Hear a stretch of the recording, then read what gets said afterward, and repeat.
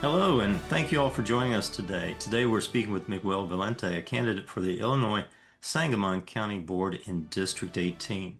Hello, Miguel, and welcome to Spotlight on the Candidate. How are you doing today? Hi, great. It's great to be here on a Tuesday afternoon. It is a Tuesday, March the 3rd. Okay. And I know that's meaningful for a lot of people out there. Um, is uh, let's see.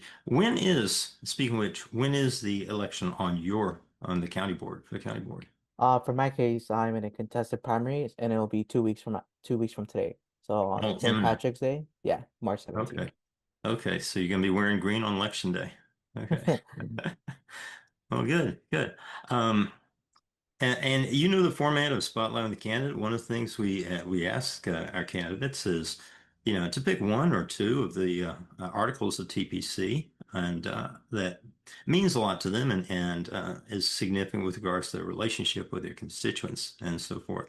And Miguel, like every candidate on Spotlight of the candidates, is a Politician's Creed certified candidate. He's gone through the lengthy process of being certified, and he's taken the oath of office. So congratulations for that, Miguel, by the way. So thank you. And thank you for your commitment. You chose Article 4, which goes like this. I will perform my roles in office with honesty, integrity, and transparency, knowing that doing so will add the greatest value for my community over my term in office. Why Article 4? I think it's very important, especially like, in today's climate.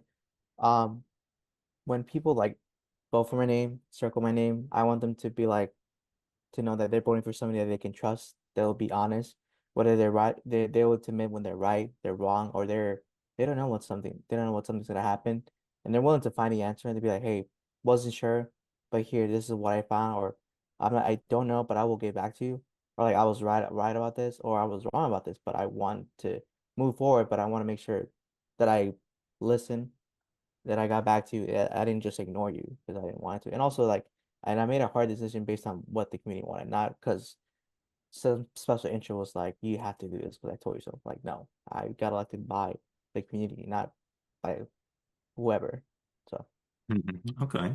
And yes, especially in today's, political climate, you know, knowing that you can trust your candidate, knowing that this politician, this person in office is going to be always be straight up with you. Um, I think that I think you're spot on. That's meaningful to everybody. It doesn't matter which side of the aisle someone's on. Knowing that when they ask that politician, that office holder a question, they're not going to get gaslit, you know, and so right. forth. So yeah, and. So yeah, the Article 4 is the centerpiece of the whole, the seven articles. It's like the main pole in the tent, holds it together. So yeah, um, I mean, in your community, stuff like that has the opposite of Article 4 been an issue ever? Maybe it has, maybe it hasn't. Yeah. Yeah, I mean, right now, like, I believe my community has like, again, they're trying to find, they don't think seem to trust the county based on like issues and stuff like that. I'm aware that, saying our same county sheriffs is actually reforming and trying to revamp. We have to establish a whole commission based on the tragic death of Simon Massey, because she was murdered by a sheriff's officer. Ouch. Oh, Yeah, and it okay. was very tragic. And there was a whole investigation, which led to I believe, in my opinion, was an unethical hiring of the officer, and the person who committed the murder was now sentenced to second-degree murder. So there's Mm-hmm. some justice into that, and there's more. Okay. And based on that, after the aftermath of the tragedy, there was a commission established, to look over the situation, to submit recommendation to the county board, and they did. They submitted some calls to action to improve this, to like make this never happen again. And that's Okay. something I want to support too, even when elected, that implement these. So to improve Okay. the sheriff's office and ways to improve the county government. So Okay. Um, Transparency. I mean, is transparency an issue sometimes? yes, I believe so. But we finally got up to the point that we can transmit our county board meetings. Like people can finally listen to it and Mm-hmm. watch it. So like they can finally, like, instead of showing up in person. Because before, like a year or so ago, If you didn't show up to county board meetings in person, you wouldn't know what's going on until it was reported on an article. People that when the community showed up, recorded the videos, but now you can finally watch it. So that's step one, step two, literally. But That's good. um, Yeah. yeah. So we're getting there, slowly, maturely. Okay. So yeah, so transparency, that's a good point. Transparency, you can claim to be transparent, but if you don't create a means for communicating outward, then you know, what kind of transparency is there? So that's good that that's happening. Those kind of things are happening. Um, and that actually leans into Article 6, which is about you in office, people in office communicating with their constituents, and making sure the constituents know what's going on. So yeah, transparency and Article 6 also work hand in hand. Um, the There is a lot of overlap between well, not massive overlap, but there is strategic overlap between the articles, and you hit on that one right there. The connection between Article 4 and Article 6 is transparency. So, if you get into office, and very hopefully you will. It's looking good, looking very good. So, Hopefully, yeah. But yeah. So, what kind of things would you do to further enhance transparency in Sangamon? one thing I want to do it's something uniquely. I want to make sure it's easier for uh residents and the public to access county board members' voting record. For that for me, Okay. like, if I want to know like what I voted 4 or 5 years ago, I want to make sure it's easier to find out online. Be like, oh, this supposed to vote on this bill Mhm. or this legislative. Make that easier to find online. Um, just for accountability.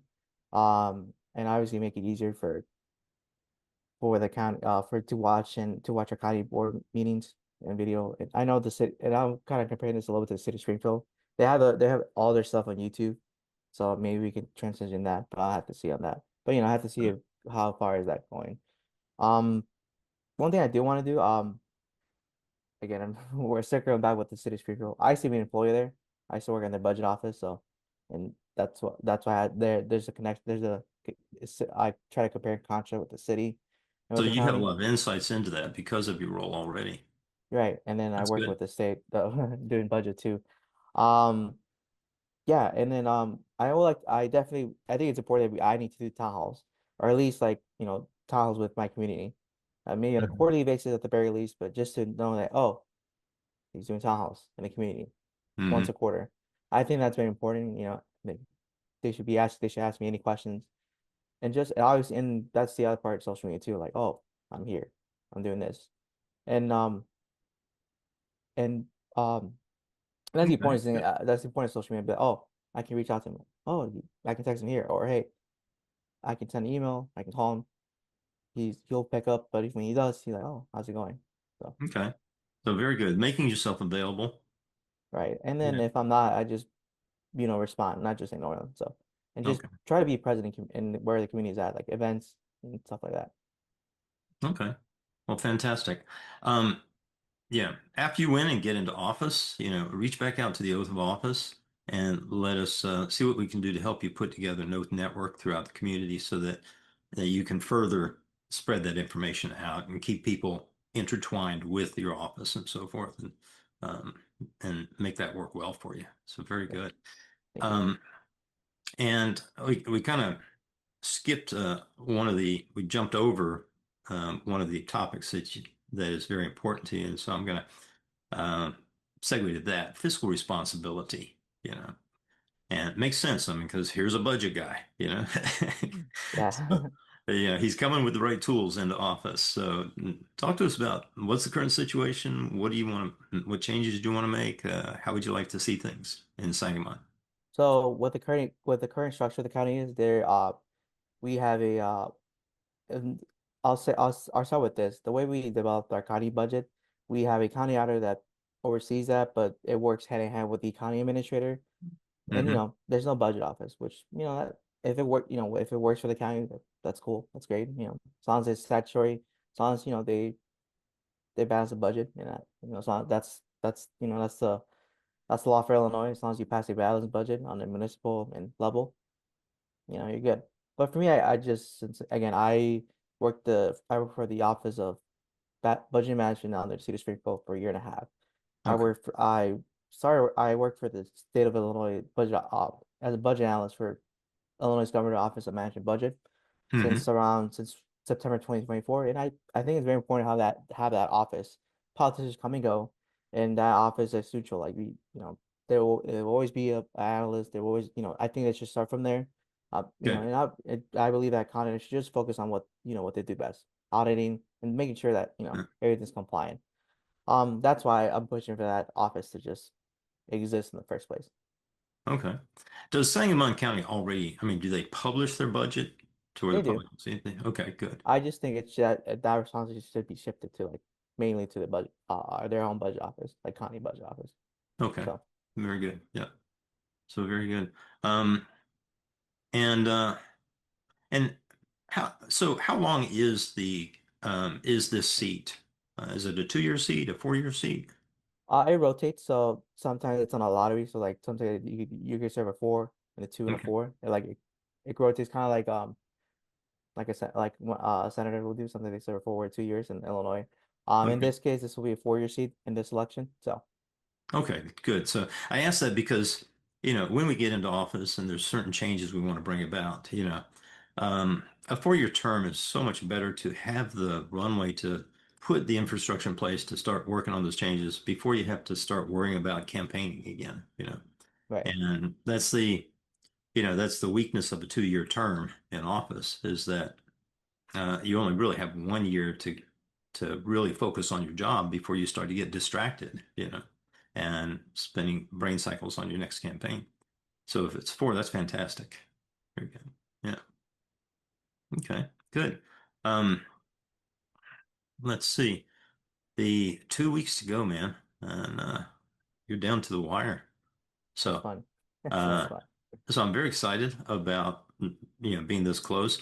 I talked to you before we started the recording, and you're really close on the vote, so that's good. Very good. Yeah, I mean that's we'll see what happens, but yeah, hoping more people turn out. I think is important. Anybody who's watching, who's seeing this, tell your friends, tell your loved ones to vote. It's important.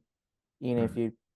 you know you could always look at your ballot before sample ballots. You can go to your county clerk's website, scroll down, and you can see and research your candidate. There's a lot of voter guides out there online.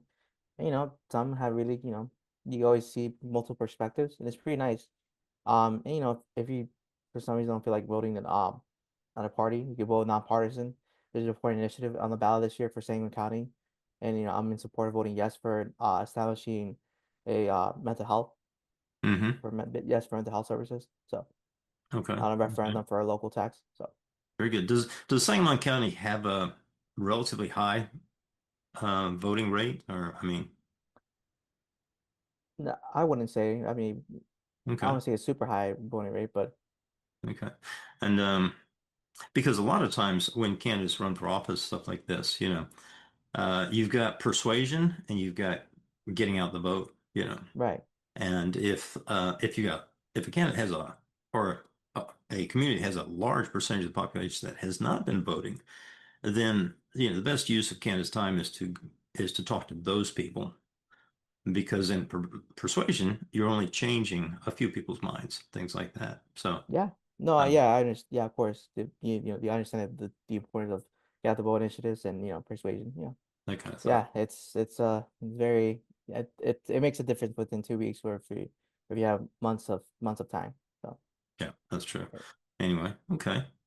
Any other topics you want to touch on while we're speaking? While we're talking? Yeah, I do something I am pushing forward to. I want to establish two commissions to address two issues. Okay. If also want to establish a commission on economic development, I think we Oh, need to focus on ways to keeping people here, growing the economy. And I want to, and it's something I don't, me or any of the CON members should not make this decision by ourselves.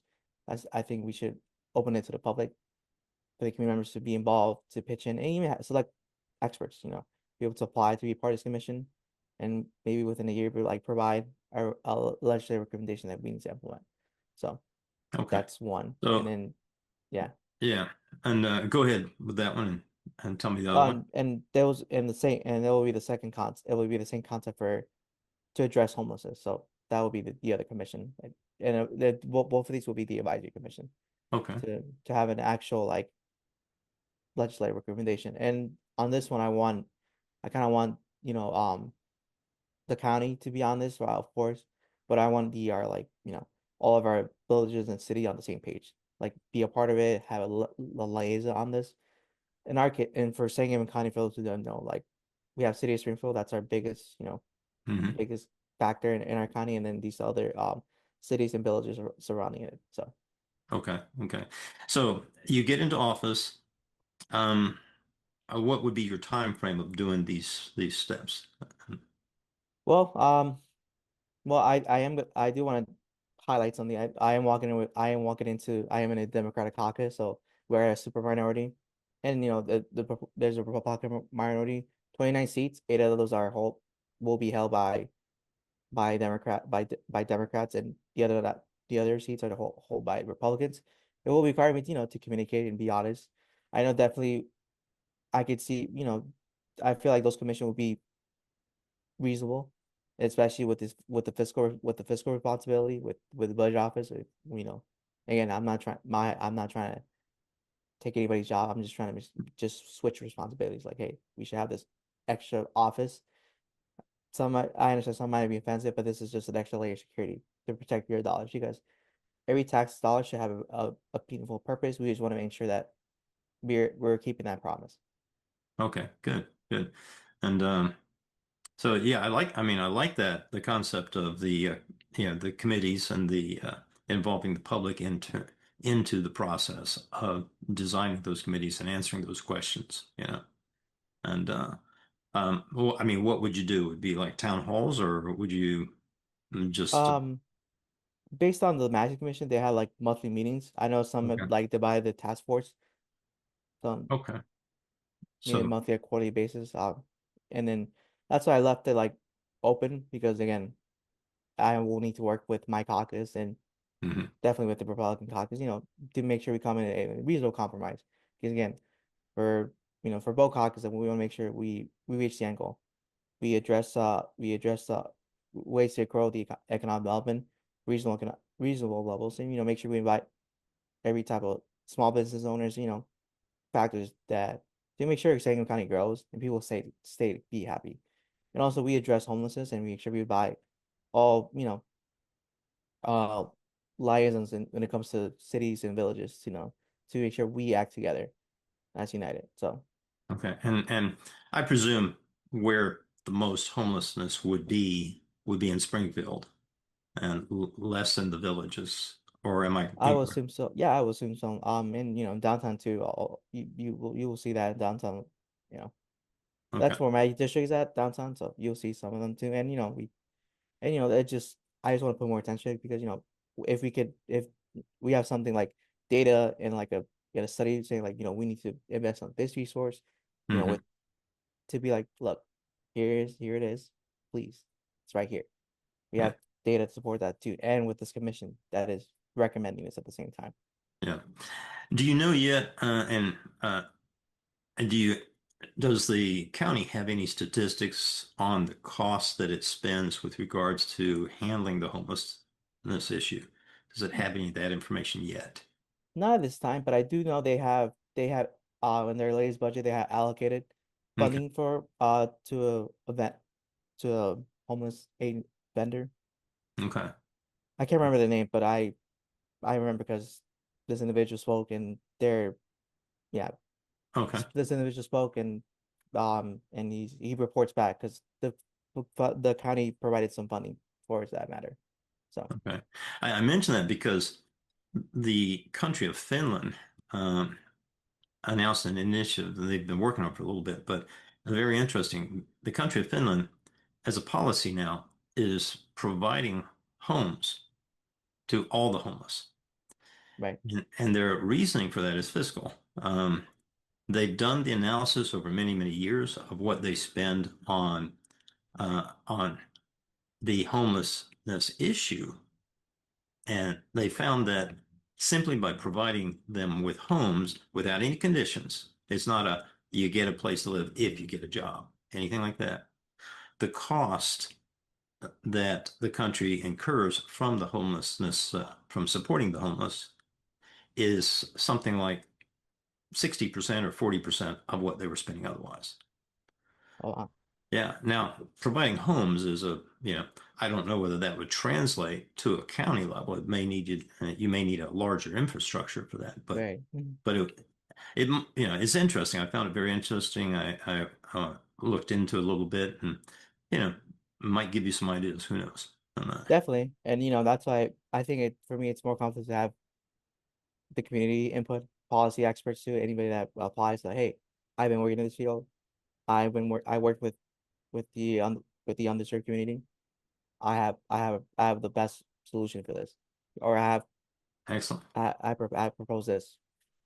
Yeah. Excellent. Okay. Well, fantastic. And definitely looking forward to seeing what happens when you get in office, and Oh, that's the goal. because we're going to stay in touch, Yeah, and love to see these committees get started and so forth, and the impact you're going to have, Miguel. Um, anyway, as we wrap up here today, anything else you'd like to touch on? uh nope, just a friend reminder to for those that are listening, vote yes on for saying mental health for in Sangamon County. And I hope the county support on March 17th for the Democratic primary. Once again, my name is Miguel Valente, running for the Sangamon County Board in District 18. And for any more information about myself, my website is votevalente.com, and have a nice day. Awesome. And everybody, remember to wear green to the voting polls on March 17th and vote for Miguel Valente. And if you'd like to support, Miguel, by voting and other ways as well, as he mentioned, his site there, that's www.votevalente.com. And that link will be in the description on this video. Thank you for your time today, Miguel. Maybe And to Sam. all of you watching this video, please click the like and subscribe buttons so we can bring you more oath certified candidates like Miguel Valente. Thank you.